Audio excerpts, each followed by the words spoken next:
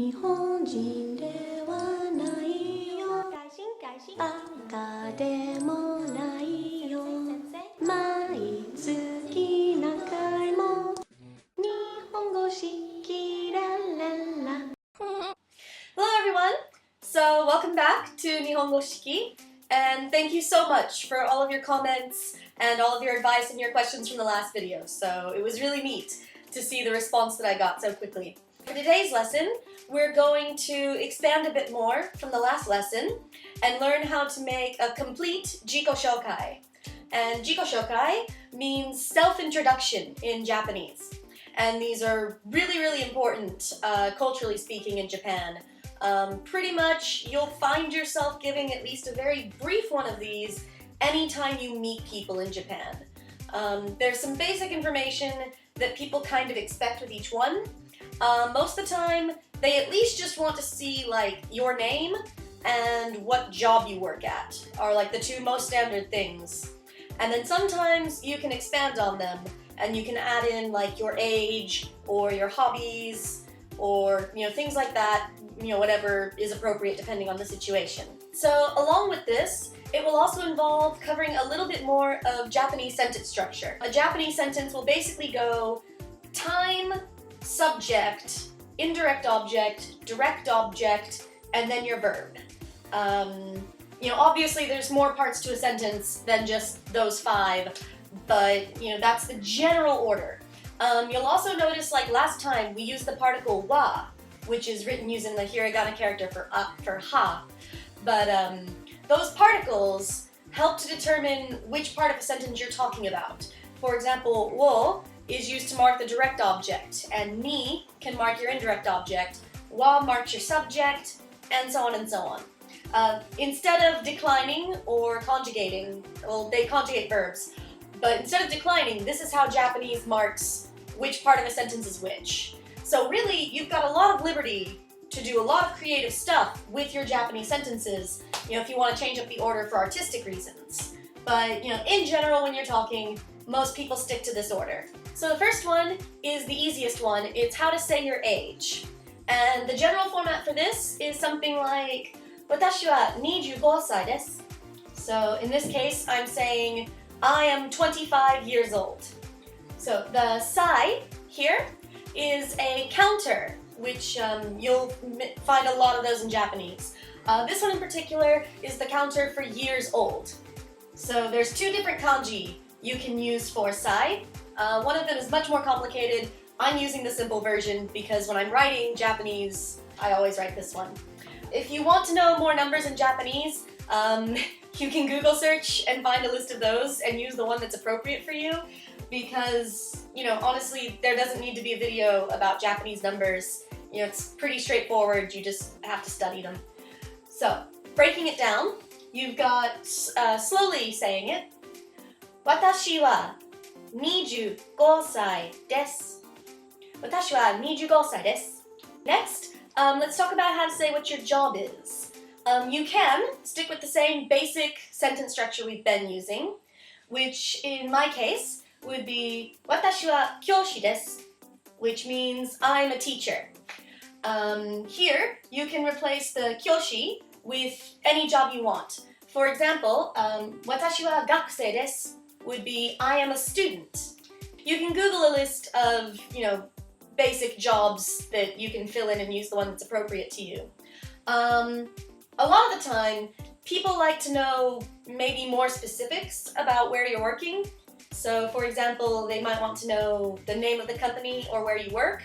And those involve a bit more complex grammar and the use of a few more particles. So we'll go into more detail about how to do that next time. But for now, breaking it down, in my case, 私は教師です. 私は教師です. Lastly for today, let's learn how to say what our hobbies are. So this part will involve learning about a new Japanese particle, the particle no. And it's got many uses, as all the particles do, but one of its main uses is to form the possessive. So before, we've been saying 私は or I. So we have to turn that I into my. So it's really easy. Instead of saying 私は, we say watashi no. So in this case, watashi no shumi, my hobbies. You can use watashi no with anything, my bag, my dog, watashi no kaban, watashi no inu. So in this case, we'll say the first part of the sentence is watashi no shumi wa. So this whole thing is now our noun phrase, which we mark with the particle wa to make all of that the subject of our sentence. Another grammar note that's important here is that Japanese nouns don't have a plural or singular by default. All nouns are both plural and singular. There's a couple of nouns that are automatically plural, things like watashitachi is us, or karetachi is, those people, they. In most cases, you'll figure out if a noun is supposed to be plural or singular by using the context of the sentence. So when we say watashi no shumi wa, whether or not shumi is hobby or hobbies is determined by how many hobbies we list after it in the rest of the sentence. Normally when you're giving a jiko shokai, you would stick to maybe one or two of your main hobbies, because if you list too many of them, it starts to overwhelm Japanese people, it seems. I've made this mistake in my self-introduction to my classes. I listed 5 or 6 hobbies because I have a lot of hobbies, and my students just they didn't know what to do. It was too much information all at once. So in this case, let's just stick to maybe one hobby to keep our simple sentence structure and to avoid learning more grammar for today. So in my case, I would say, watashi no shumi wa taisou desu, or my hobby is gymnastics. So you can replace this taisou with, whatever your hobby is. Video game desu, ryori desu, anything like that. Again, Google's your friend. You can use any Google list of basic hobbies that you find online. If you want a more thorough explanation of particles and the possessive grammar we covered earlier, you can run an internet search and find some sort of Japanese grammar site. The two I'd recommend are denshu.org and Tai Kim's Guide to Japanese Grammar. Both of those are excellent sources and will help you out in a way that, I don't think a video is really necessary for. So finally, let's put all of that together and make a complete jiko shokai. And we'll combine it with what we covered last week too. You'll notice what I'm about to do in this whole paragraph. I'm going to drop out several cases of saying watashi wa. Because in Japanese, if it can be assumed what the subject is, you can just drop out the subject. So rather than me saying watashi wa 5 times over when we know that I'm talking about myself, I can just drop it. You don't want to go too crazy with this and get too oblique and obscure, but it's kind of a handy time saver that Japanese gives you. So in my case, a self-introduction could be watashi wa meari desu, 25 歳です。私は教師です。私の趣味は体操です。よろしくお願いします。私はメアリーです。25歳です。私は教師です。私の趣味は体操です。よろしくお願いします。One more time, all together at normal speed. 私はメアリーです。25歳です。私は教師です。私の趣味は体操です。よろしくお願いします。All of that together, of course, means, my name is Mary. I'm 25 years old. And I'm a teacher. My hobby is gymnastics, and it's nice to meet you. So obviously, there's a bunch of different ways to give your self-introduction, and honestly, if I were doing it myself, I'd use a bit more grammar to help make the sentences flow all together.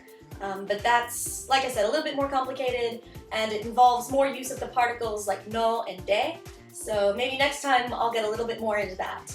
For now though, this is a basic introduction, but it's not unnatural to say something like this. It's just basic. And obviously it sounds a lot better to say something basic with 100% accuracy than it does to kind of stumble your way through a more complicated grammar set.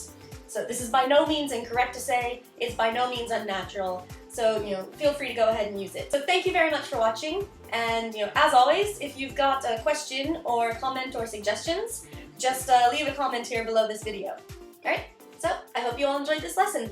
Mata ne!